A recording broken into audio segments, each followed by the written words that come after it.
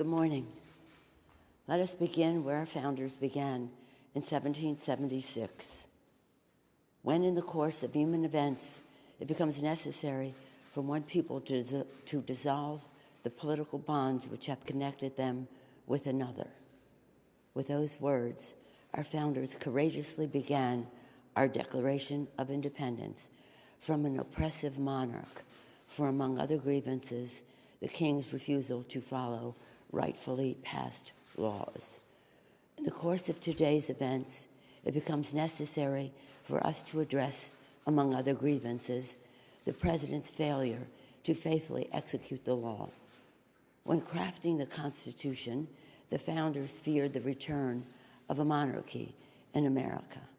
And having just fought a war of independence, they specifically feared the prospect of a king-president corrupted by foreign influence. During the Constitutional Convention, James Madison, the architect of the Constitution, warned that a president might betray his trust to foreign powers, which might prove fatal to the Republic. Another founder, Governor Morris, feared that a president may be bribed by a greater interest to betray his trust. He emphasized that this magistrate is not the king. The people are the king.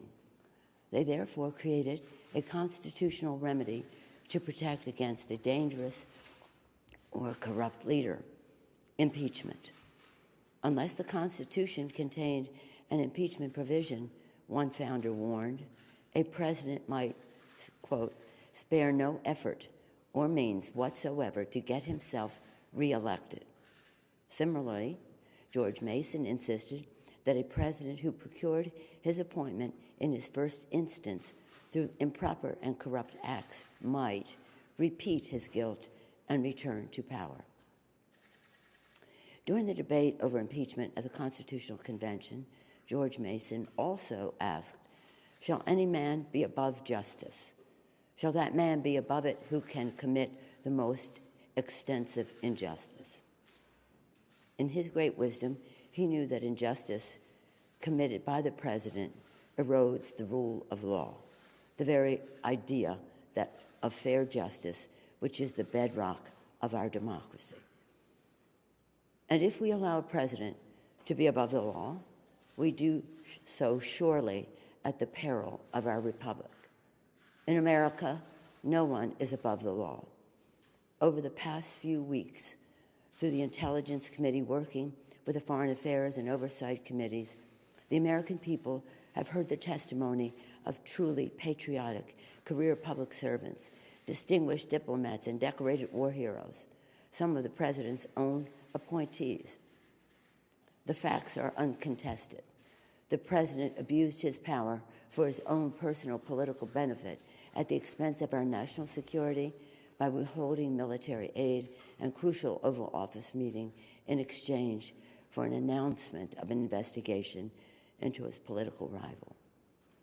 Yesterday, at the Judiciary Committee, the American people heard testimony from leading American constitutional scholars who illuminated without a doubt that the president's actions are a profound violation of the public trust. The president's actions have seriously violated the Constitution, especially when he says and acts upon the belief.